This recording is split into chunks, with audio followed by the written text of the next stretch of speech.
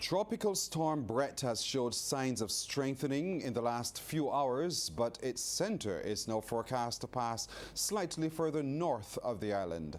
At 5 p.m., the system was located about 605 kilometers east of Barbados as it continues to track westward. Well, joining us live now to tell us more is Senior Meteorologist Semelka Jackman. Ms. Jackman, good evening to you. Good evening, Pearson. Good evening, listeners. Thank you so much. Could you tell us what's the latest on Tropical Storm Bret? Right. So as you mentioned, the system has strengthened slightly since the Hurricane Hunter has gone into the system this afternoon. We analyzed the data from that so that we could see what is happening in the southern quadrants of the system, because as you just mentioned, the center is expected to pass just north of the island. So depending on how conditions are, the wind speeds are, as well as the cloud pattern and the shower activity that's expected to the south, that would be the impacts for Barbadians.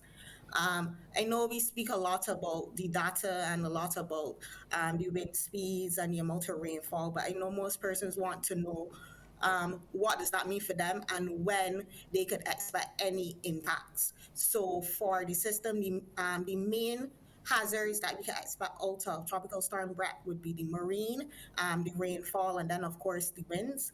The marine conditions we expect to deteriorate a little earlier. That would be the first thing. So early tomorrow morning, you start to see that deterioration of marine conditions where the seas start to look choppy.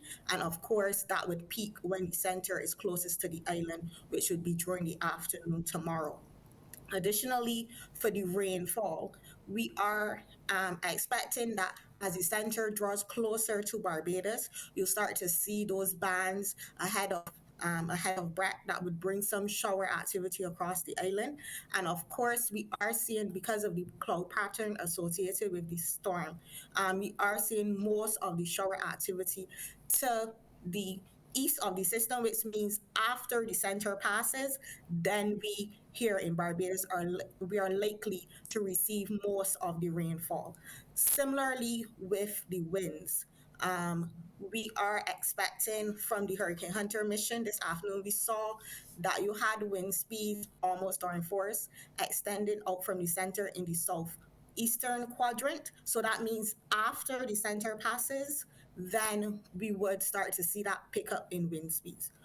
However, we've been talking a lot about the uncertainty of the forecast, the uncertainty of the track, and how much impacts we would get.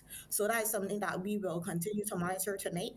There are supposed to be 2 additional missions going into the storm tonight.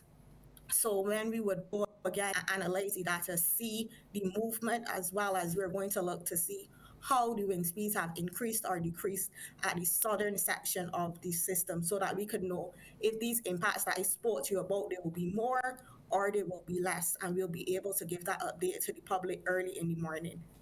Well, certainly Barbadians should be aware that there will be some impact and to prepare. Thank you so much for joining us, Ms. Jackman.